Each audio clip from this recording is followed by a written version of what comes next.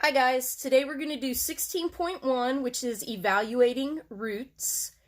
And just like it says at the top of your notes, that square roots are the opposite of squaring something. So when we're solving equations, we can't have anything under a radical as a final answer, and we'll square it to get rid of that radical, but that comes later on at the end of lecture today. I know we're supposed to do 16.1 and 16.2. I'm going to divide it into two videos because it's a lot of material. So in this first page of notes that we're talking about, we've got up here, I wrote down the problems that you already have on your paper. So it says, find all possible square roots of 25. So remember, the square root is, if I put it under the radicand, do that for all these. So the square root of 25 is what? What times itself gives you 25? 5. Anything else give you 25? Yeah. How about negative 5 times negative 5? So for each one of these, you're going to find you have two answers. You're going to have a positive answer and a negative answer. Well, for the most part, you are going to have a couple that are only going to have one answer. All right, what about 36 right here? What is the square root of 36? Well, 6 times 6 is 36, but also negative 6 times negative 6 is 36. So let's throw out some other types of problems that you could have. You could have a fraction underneath the radical. The number underneath here is the radicand. This is the radical. And you just work it as two problems. So what's the perfect square of 25? 5. Over, what's the perfect square of 36? 6. Now remember, you're going to have two answers for that. It's not just positive 5, 6, but it's also negative 5, 6. So you have to have both of these. If you only write down 5 on the test and you don't have negative 5 as well, if it's a 6-point problem, you only get 3 points because you only have half the answer. So you have to be sure that you write the entire thing down. So these have two answers. Okay, what about 16? What's the square root of 16? 4 and negative 4. Then I get a couple other variations up here. So on this, you have a negative on the outside. Your negative is always going to be on the outside of the radicand, not on the inside. You'll do that in your next math class.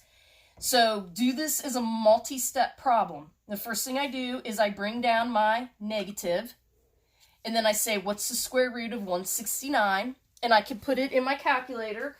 Hopefully you all remember how to do that. If you got a little cheap calculator like I have, you put the number, the radicand, inside in the calculator first, 169, and then you hit the square root button, that one right there, and you can see it's 13. So if I do this as a two-step problem, square root of 169 is 13, and also negative 13, right? Okay. Well, hold on. When I do that, I brought this down, and I wrote down my positive 13. But then I also said negative 13 can give me 169. Remember in our last chapter, I said you don't have to write the same solution twice, just once. So I don't have to have negative 13 twice. All I have to do is write it one time. And you can go back and think about that more if you need to. But it's pretty self-explanatory, I think. Okay, so that's when you have a negative on the outside. Another variation is when we have a decimal on the inside. So it looks complicated, but it's not.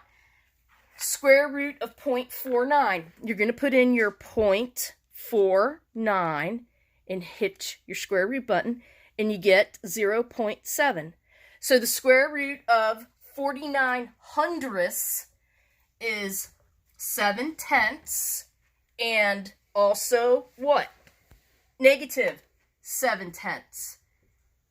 Because remember, for each of these, except in this case right here, this would be your special case where you have a negative on the outside. On all of these that do not have a negative on the outside, you're going to have two answers. Okay, so that's, kind of a quick review of what does, the square root mean. You're going to have two answers and how to use your calculator. Because we're going to get, for these numbers, well, these numbers for the most part over here, I think you could do in your head. But then when we get to larger and real small numbers, you got to be able to use your calculator. Okay, so then on the back of the first page where it says simplify, and I have this written out for you. Okay, let's take a look at this. Hopefully everybody's staying healthy out there. Apparently we have quite a surge in COVID-19 cases where I live. I live out in White Oak on the west side. Mercy Hospital is running out of gear and all their beds are full. So I know most of you guys live on the east side. Don't come over here. Okay. So it says simplify. Remember I told you that a final answer is not going to be something with a radical because it's not considered simplified.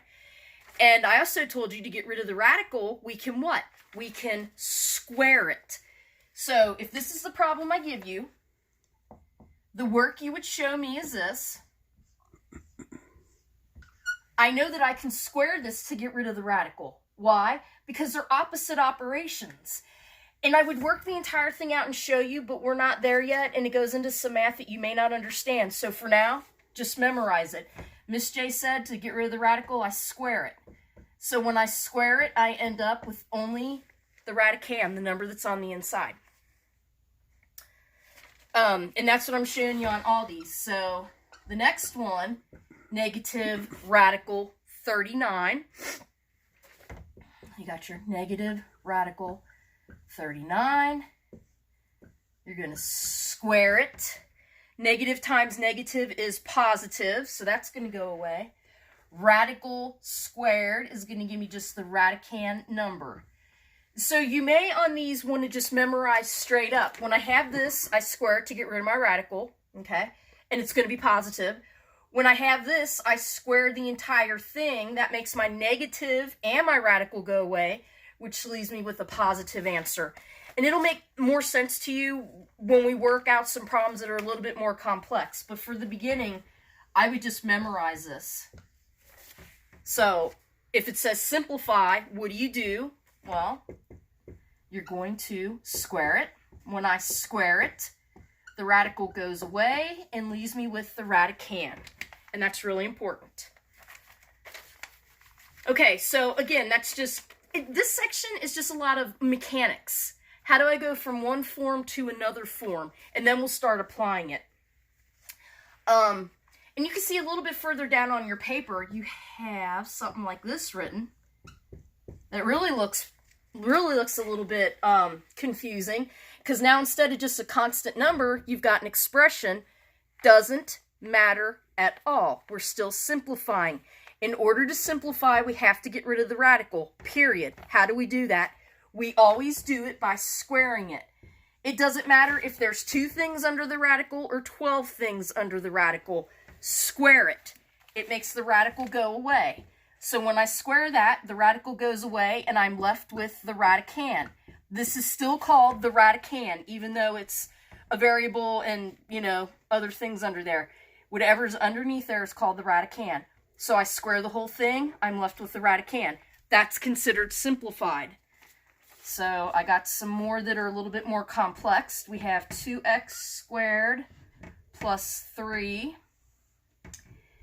And we have 3x squared plus 4. Just on a side note right now, let me tell you, when you do this test, this is going to be very ugly looking. I don't have a math program that'll type any of this out. So I'm going to have to handwrite this test. So I apologize in advance. So just know that. Okay, so, and what we've done on all of these, the instructions would be simplify. So, okay, I have to simplify this. In order to simplify it, I have to get rid of the radical. I get rid of the radical by squaring it. When I square it, the radical goes away, leaving me with the radicand. That's considered simplified. Last one, simplify. I square it to get rid of the radical. That leaves me with the radicand.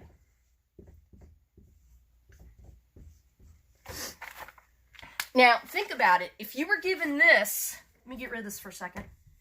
If this was part of your equation that you were trying to solve on the test or on your homework, I know you'd be looking at that going, I don't know what to do with that. It's got that thing, that square root thing. Exactly. The first thing you do is get rid of that square root thing. And the way you get rid of the square root thing is by squaring it. Now, once you squared it, now you guys would know if there's more to it, how to solve that.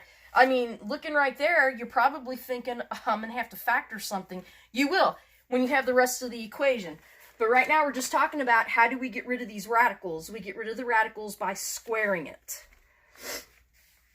Okay, a couple other little housekeeping things that's written on here. I'm not going to rewrite it. You can read your paper. When we talk about rational numbers, a rational number is a perfect square. So, for example, the square root of 9 is 3. It's considered rational because it's a perfect square. The square root of 4, that's considered rational because it's 2. Square root of 36, rational because it's 6, and so on. Irrational are not perfect squares. So, for example, radical 17. So, look at your calculator, and let's see, what is the square root of 17?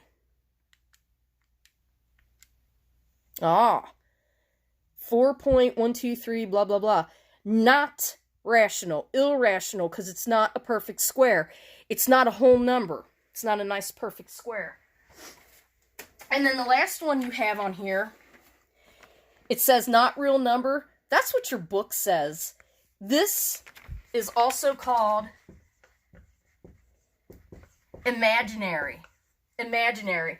So the example you have on there, I'm going to give you something different. I'm going to give you that. Now you're looking at that going, wait a minute, you just said the negative can't be under the radical. True. I'm showing you why. You can't find the square root of a negative number. So the first thing you have to do is you have to take that negative sign out. And don't write this down. I'm showing you this. You don't have to know this for the test. If I take out that negative number, it comes out as an I. That is the letter I. Radical 9. Now I can find the square root of 9. It's 3. And I bring that I over. So if I'm finding the square root of negative 9, it's 3i. But that's what your book says is not a real number. So they don't typically give those to you. So just a little FYI, that's in your next math class. Imaginary numbers are all over, so once you start working with them in math, they won't go away. Okay, so I want you to go ahead and I want you can see the answers that I have written on here. I want you to go ahead and put these in your calculator. This little squiggly thing, that means approximately. So the square root of 11 is approximately, you put it in your calculator and you're going to get that big long number. When in doubt, write it out. If you don't want to write it out, you can round at the second place. So over here for my answer, I have 3 point, I wrote that first 3, and then I looked at that 1, and I rounded it up to a 2 because the next number was 6. So if you don't want to write them all out, if you want to round at the second spot, that's fine. Down here, negative radical 190. I brought my negative over. Then I put 190 and hit my radical. And I came up with 13.78. So my whole answer is negative 13.78. So this one is irrational because it wasn't a perfect square. This one, still irrational, not a perfect square. And this one, also irrational, because when you put it in your calculator, you find out that it's going to be an approximate number, 7.94. So again, that's more of using your calculator. How do I put things into my calculator? Which you have to be able to work your instrument so you can solve your problems. Okay. So the next thing on your notes, let me erase my board. And we're going to talk about the Pythagorean theorem. And you know me, I suck at spelling, so I got to look at it every time I try to spell it out. All right, your Pythagorean theorem. You got to remember your Pythagorean theorem is only for right triangles. and you only have a right triangle when they give you the box. If it's not a right triangle, you cannot use a Pythagorean theorem. And you can see it's written down, a square plus b square equals c square, where a is a leg plus b is a leg equals c, which is the hypotenuse. So remembering what each thing is, we have to know our definitions. The legs come together to make the 90-degree angle. So again, the legs are the two sides that come together to make the 90-degree angle.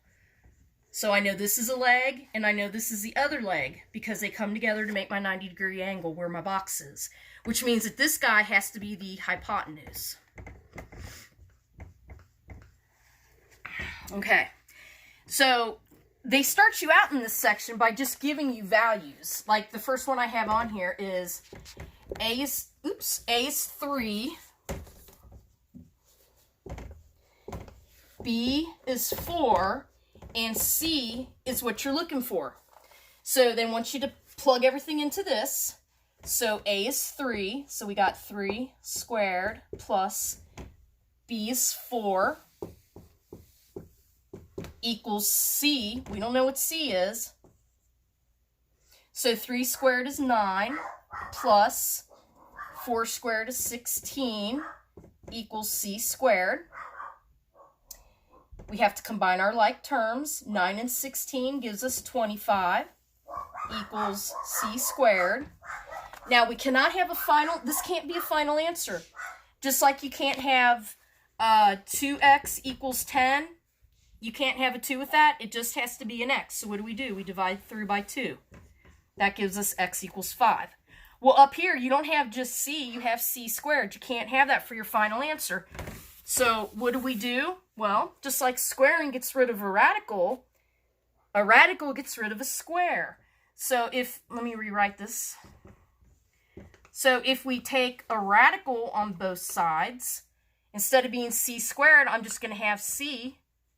The square root of 25 is 5. So that's what I was talking about in the beginning when I said the radical and the square are opposites. They undo each other. Okay. So let me look at example number 3. Because I want to try to keep this within our normal lecture time. And I told you there's a lot of information on these. So, number 3, down on that paper, instead of telling you A, B, and C, it actually gives you a triangle now. And it goes ahead and it puts in these. And you have to substitute it in. You have to remember, my two legs come together to make my 90-degree angle. So that means that this is A and this is B. Or this could be A and that could be B. It doesn't matter. What matters is that has to be C. So, what I'm plugging in... I'm plugging into a squared plus b squared equals c squared. Plug in my numbers. I got 8 squared plus b squared equals c squared. So I haven't done anything yet. I've just plugged everything into it. Now I'm ready to go ahead and square 8, which is 64. Plus I got b squared equals 11 squared is 164, or 121, sorry. Now, I'm solving for b. Before I can solve for it, I have to kick 64 over here. So, just like regular algebra, I subtract 64 from both sides, and that's going to leave me with b squared is 57. Okay. And I'm going to get my calculator here, because I know it's not a perfect square. So I got my 57 in there. I have to take and square both sides to get my b by itself. That's going to give me b equals 7.549. So I'm going to round that to 7.55.